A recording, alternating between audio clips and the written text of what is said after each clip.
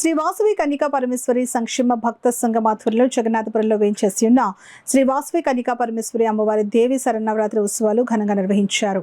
ఆలయ కమిటీ అధ్యక్షులు మేడిశెట్టి వీరభద్రరావు బుజ్జి తెలిపారు. జగన్నాథపురం గుడిమెట్ల వారి వీధిలో గత 130 సంవత్సరాల క్రితం వెలిసిన శ్రీ వాసవి కన్యకా పరమేశ్వరి అమ్మవారి ఆలయంలో ప్రతి సంవత్సరం క్రమం తప్పకుండా శ్రీదేవి శరన్నవరాత్రి ఉత్సవాలను ఘనంగా నిర్వహిస్తూ ప్రతిరోజు మహిళలతో నవవర్ణార్చన, విద్యార్థులతో సరస్వతి పూజ, వేద పండితులతో హోమాలు, శ్రీ వాసవి కన్యకా మండలి సభ్యుల సహకారంతో లలితా పారాయణం, హనుమాన్ చాలీసా, చిన్నారులతో వివిధ కళారూపాలతో నృత్య ప్రదర్శనలు, గీతాలాపన కార్యక్రమాలు జరిగాయని, ప్రతిరోజు అమ్మవారిని పురవీధుల్లో ఊరేగించడం జరిగిందని, ఆఖరి రోజు అన్న సమారాధన కార్యక్రమం కూడా నిర్వహించామని, అమ్మవారి అనుగ్రహంతో వచ్చే సంవత్సరం మరింత ఉత్సాహంతో ఉత్సవాలను అంగరంగ వైభవంగా నిర్వహిస్తామని ఆలయ కమిటీ అధ్యక్షులు మేడిశెట్టి వీరభద్రరావు బుజ్జి మీడియాకు తెలియజేశారు.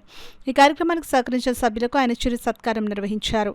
ఈ కార్యక్రమంలో ఆలయ గౌరవ అధ్యక్షులు గ్రంథి నారాయణరావు, బాబ్జీ, బోడ త్రినాథరావు, మండవిలు వేణుగోపాల్, గొల్లపూడి సుబ్రహ్మణ్యం, మండ రాజేష్, శ్రీ వాసవి కన్యకా మండలి సభ్యులు, భక్తులు పాల్గొన్నారు. కుంకుమ పూజ, లాస్ట్ వన్ చండీ హోమం, ఈ సుందరాకాండ రోజు కూడా అన్నప్రసాదం ఏర్పాటు చేయడం జరిగింది భక్తులందరికీ కూడా.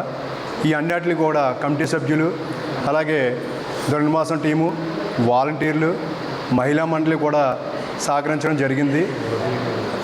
శ్రీ వాసవి కన్యకా మండలి దీనికి పూజలకి అది కూడా వాళ్ళు సహకరించడం జరిగింది.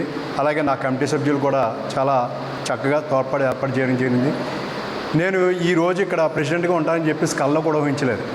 ఎందుకంటే ముందు ఎప్పుడు కూడా నేను లైన్లో నుంచి రావడం భోజనానికి జరిగేది.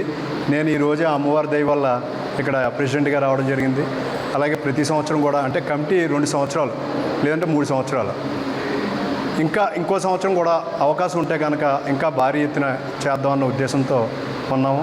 ఇలాగే కమిటీ అందరూ కూడా నాకు ఇలాగే సహకరించాలని చెప్పేసి సభాముఖంగా తెలియపరుస్తాను.